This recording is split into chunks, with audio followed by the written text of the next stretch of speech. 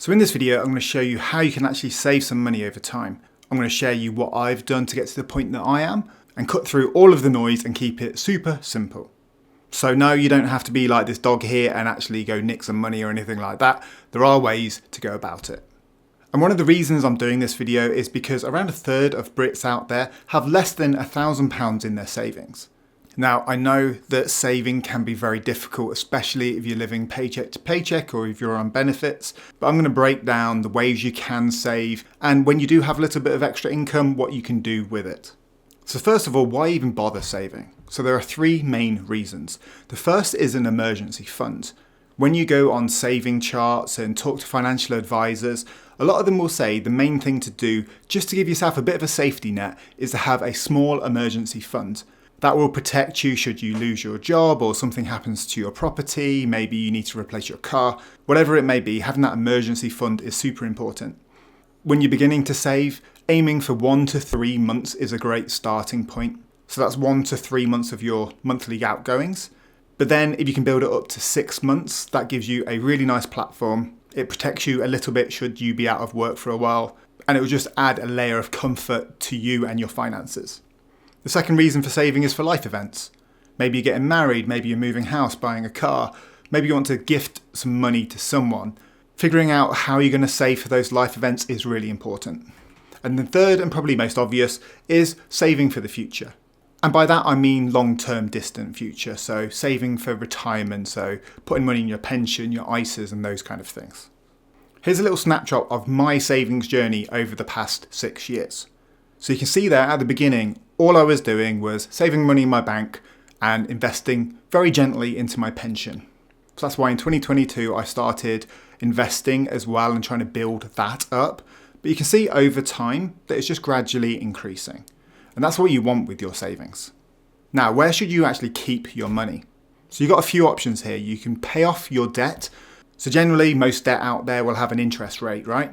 So you're not just going to be paying back the £1,000 that you owe. You might be paying off £1,000 and then every month you're paying an additional 50 quid or whatever. So paying off your debt can help you over time have more money. Obviously you can keep your money in your bank. Generally just in your normal account you might not get any interest rate, but you can open savings accounts and things like that in your bank, which can be really useful to begin with. Obviously you can invest into your pension. I think all workplaces now have workplace pensions, so make sure you're contributing what makes sense to you. You can invest in an ISA, so there's loads of different ISA opportunities out there. Maybe have a Google around and see if any of them are of interest to you. You can invest in things like the stock market and ETFs and those kind of things, or you can invest in property as well. For most people, that would be buying a house, having a mortgage, and then over time paying that mortgage off. Now, onto some tips for saving. Let's start off with just getting going. Number one, the easiest way to get going with saving, especially for the future, is pension contributions. And that's because if you're employed by someone, you're going to be contributing to your pension over time. If you just keep paying in, over time it's hopefully going to keep going up. One other thing that I did when I got going is I did a little budget of my outgoings per month. And then I took that away from my income. And realistically, I thought, right, maybe I can afford to say £50, £100 a month. And then what I'd do is I'd set that to go as a direct debit into a savings account. I'll just try and forget about it. That £100 a month then adds up to £1,000 a year, £5,000 in 5 years and so on. And then hopefully if you start earning a little bit more money or your outgoings decrease, you can up that saving as well. And then a key thing that I think that you should do if you're trying to save for something is to track your finances. This is really going to help you know whether you're on target, whether you are able to save, whether you need to make any changes.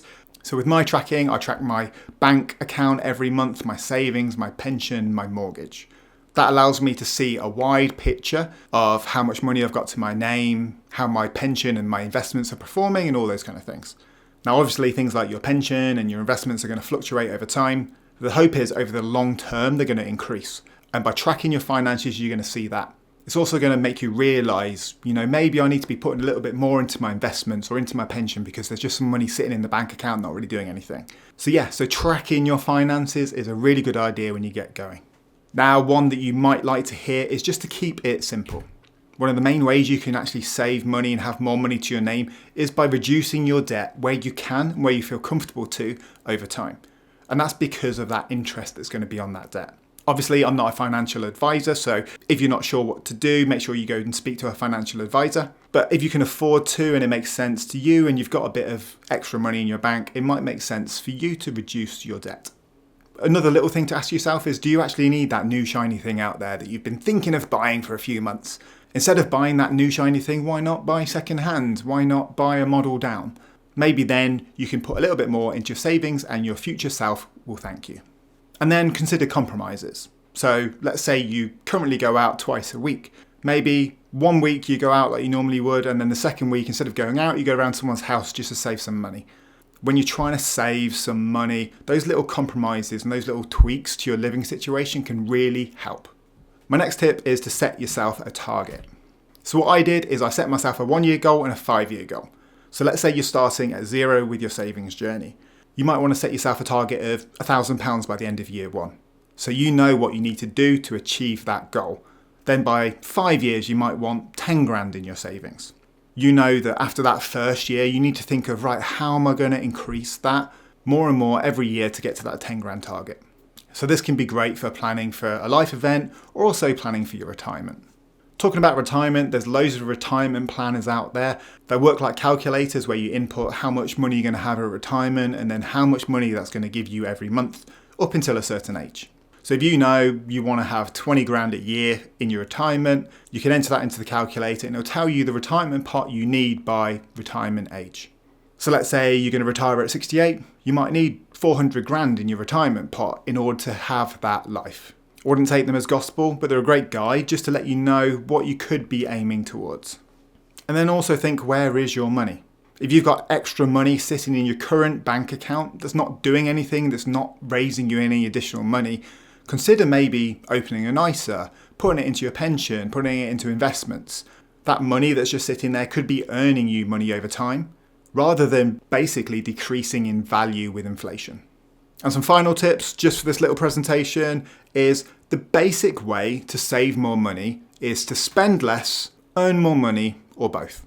That's how simple it can be broken down to.